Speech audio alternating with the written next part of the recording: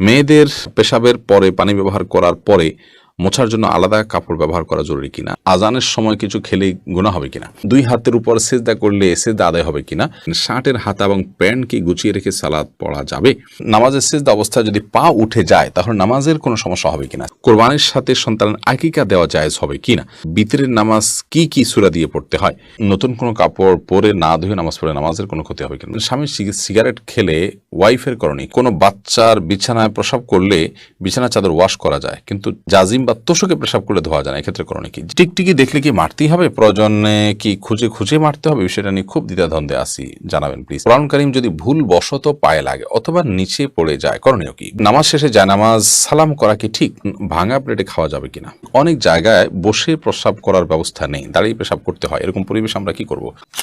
ফয়সাল আহমেদ আপনি লিখেছেন টিকটিকি দেখলে কি মারতেই হবে, প্রয়োজনে কি খুঁজে খুঁজে মারতে হবে, বিষয়টা নিয়ে খুব দ্বিধাদ্বন্দ্বে আছি, জানাবেন প্লিজ।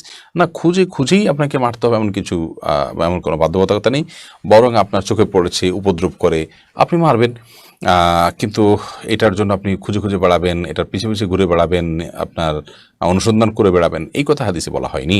নাহিদা ইসলাম আপনি লিখেছেন নামাজ শেষে জায়নামাজ সালাম করা কি ঠিক, না জায়নামাজ সালাম করার কিছু নেই, সালাম করতে হবে মানুষকে, ডানে বামে সালাম দিচ্ছেন এরপর কোনো সালাম নাই, এরপরে কোনো কারোর সাথে আপনার হঠাৎ সাক্ষাৎ হয়েছে সেই জায়গা থেকে আপনি সালাম দিতে পারেন, কিন্তু জায়নামাজকে সালাম দেওয়া এটি কোরআন সুন্নাহর কোনো নির্দেশনা নয়, এটি যদি সালাতের অংশ মনে করে কেউ, সালাত পরবর্তী করণীয় মনে করেন কেউ শরিয়া দৃষ্টিকোণ থেকে, ইসলামের দৃষ্টিকোণ থেকে, তাহলে সেটি বরং বিদআতে পর্যবেসিত হবে। ইসলামের নামে মন গড়া কোনো কিছু করলে সওয়াব হয় না, বরং আরও বিপরীতে গুনাহ হয়। শেখ রোকনুজ্জামান লিখেছেন অনেক জায়গায় বসে প্রসাব করার ব্যবস্থা নেই, দাঁড়িয়ে পেশাব করতে হয়, এরকম পরিবেশ আমরা কি করব।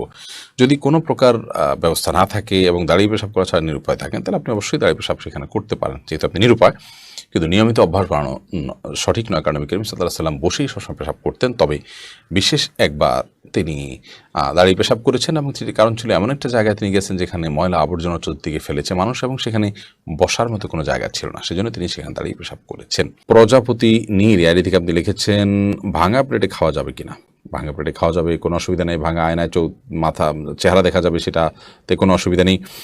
আমরা অনেকে মনে করি ভাঙা প্লেটে খাওয়া যাবে না, ভাঙা আয়নায় চেহারা দেখা যাবে না, এটা নিছকই আমাদের সামাজিক কুসংস্কার।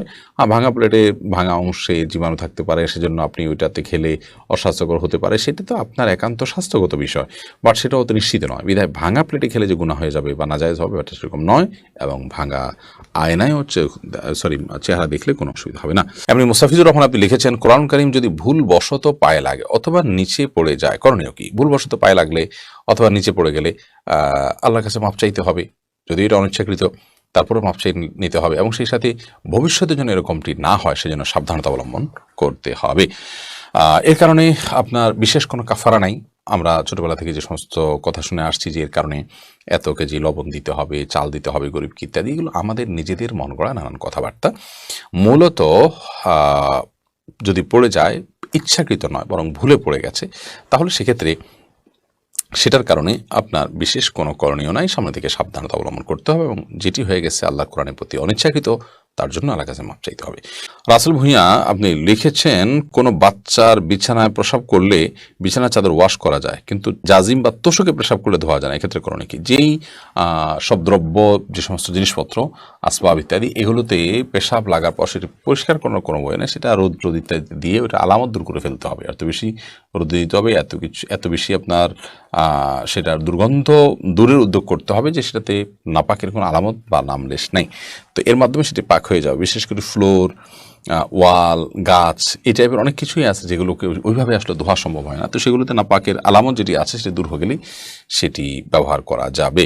লায়লা নূর কদর এআইডি থেকে লিখেছেন স্বামী সিগারেট খেলে ওয়াইফের করণীয় কি, ওয়াইফ তাকে বোঝাবেন, যথাসম্ভব নিজে না পারলে অন্য কাউকে দিয়ে বোঝাবেন, আল্লাহর কাছে দোয়া করবেন, তারপর তিনি যদি ফিরে না আসেন একান্ত তার গুনাহ হবে, ওয়াইফ অন্তত দায় মুক্ত হলেন। জুলেখা খাতুন আপনি লিখেছেন নতুন কোনো কাপড় পরে না ধুয়ে নামাজ পড়ে নামাজের কোনো ক্ষতি হবে কিনা, নতুন কোনো কাপড় পরলে সেটা ধুয়েই পড়তে হবে এমন কোনো বাধ্যবাধকতা নেই, কারণ নতুন কাপড় মানেই যে সেটা নাপাক, সেটাতে অপবিত্রতা আছে এমনটি তো নিশ্চিত নন আপনি, তাহলে এটি ধোয়াটা বাধ্যতামূলক কেন হতে যাবে। তবে হ্যাঁ, আপনারা যদি নতুন কাপড় কেনার পর দেখলেন যে সেখানে কোনো নাপাক আছে তাহলে ওই জায়গায় সেই নাপাকটা ধোয়াটাই হলো আবশ্যক, অতএব শরীর দৃষ্টিকোণ থেকে নতুন কাপড় ধুয়ে পড়তে হবে এমন কোনো বাধ্যবাধকতা নেই। দিনের পথিক আইডি থেকে আপনি লিখেছেন বিতরের নামাজ কি কি সূরা দিয়ে পড়তে হয়, ভিতরের সালাতের প্রথম রাকাতে সূরায়ে সাব্বিহিসমা রাব্বিকাল আলা, দ্বিতীয় রাকাতে সূরায়ে কাফিরুন এবং তৃতীয় রাকাতে সূরা ইখলাস কুল হুয়াল্লাহ পাঠ করা, এটি সুন্নাহ। নবী করিম সাল্লাল্লাহু আলাইহি ওয়াসাল্লাম বিদেশ সালাতে সচরাচর এই সূরাগুলো তেলাওয়াত করতেন, বিধায় আপনি এই সূরাগুলো তেলাওয়াত করতে পারেন। নবীজুল ইসলাম খান আপনি লিখেছেন, কোরবানির সাথে সন্তানের আকিকা দেওয়া জায়েজ হবে কিনা। কোরবানির সাথে আকিকা না দিয়ে আকিকা আলাদা দিবেন, কোরবানি আলাদা দিবেন, এটাই নিরাপদ। এবং নবী করিম সাল্লাল্লাহু আলাইহি ওয়াসাল্লাম আপনার আকিকার জন্য যে মাসনুন ওয়াক্ত নির্ধারণ করেছেন সেটি সপ্তম দিন।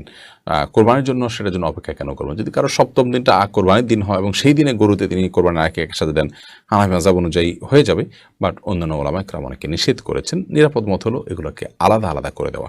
হাদিসে আকিকা এবং কোরবানি একসাথে দেওয়ার কথা বলা নাই, কিন্তু হানাফি মাযহাব ওলামা ইকরামের বক্তব্য হলো যে যদি যেহেতু আকিকা এবং আপনার কোরবানি একই ক্যাটাগরির ইবাদত, সেজন্য আপনার দুইটা একসাথে দেওয়া যাবে। কিন্তু যেটি বলেছি অন্যান্য ওলামাদের বিভিন্ন মত রয়েছে। সুমন আহমেদ আপনি লিখেছেন, নামাজের সিজদা অবস্থায় যদি পা উঠে যায় তাহলে নামাজের কোনো সমস্যা হবে কিনা। সিজদা অবস্থায় যদি পা সামান্য উঠে আবার আপনি জায়গায় নিয়ে গেছেন, কোনো অসুবিধা হবে না। আর যদি পুরো সিজদা জুড়ে উঠে থাকে তাহলে আপনার নামাজ হবে না, কারণ নবী করিম সাল্লাল্লাহু আলাইহি ওয়াসাল্লাম বলেছেন, আমি উমিরতু আন আসজুদা আলা সাবআতি আযমিন, 7টি অঙ্গের উপরে, 7টি হাড্ডির উপরে, শক্ত অঙ্গের উপরে আমাকে সিজদা করতে নির্দেশ করা হয়েছে। তার মধ্যে কপাল আর নাক, 2 হাত, 2 হাঁটু এবং 2 পায়ের যে আঙ্গুলগুলো সেগুলো। অতএব এগুলোর কোনো একটা যদি আপনার এই 7টি অঙ্গের কোনো একটি যদি সরে যায় সামান্য সময়ের জন্য অসুবিধা নেই, আবার তিনি জায়গা নিয়ে গেছেন। কিন্তু যদি পুরো সালাত জুড়ে, পুরো রাকাত জুড়ে, সিজদা জুড়ে তার এটা যদি পৃথক থাকে তাহলে সেক্ষেত্রে সেটি জায়েজ হবে না এবং সে নামাজ হবে না, কারণ এটা ওয়াজিব এই 7টা অঙ্গের উপরে সিজদা করা। আবু সাইদ আব্দুল্লাহ আপনি লিখেছেন, শার্টের হাতা এবং প্যান্ট কি গুছিয়ে রেখে সালাত পড়া যাবে?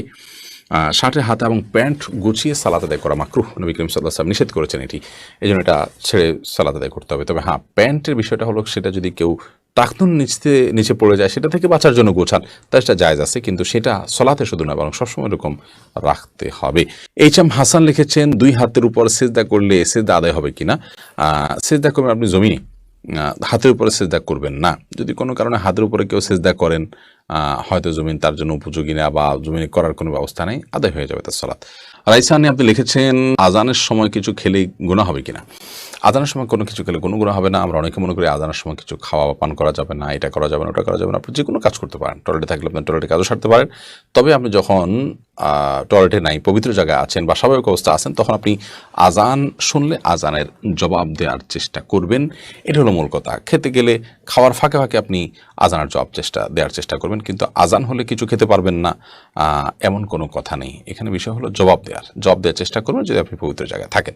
বিলকিস বেগম আপনি লিখেছেন, মেয়েদের পেশাবের পরে পানি ব্যবহার করার পরে মোছার জন্য আলাদা কাপড় ব্যবহার করা জরুরি কিনা। না, আলাদা কাপড় ব্যবহার করা জরুরি না। পানি ব্যবহার করার পরে যদি নাপাক দূর হয়ে গেছে মনে হয় তাহলে সেটি যথেষ্ট, আলাদা করে কাপড় ব্যবহার করার প্রয়োজন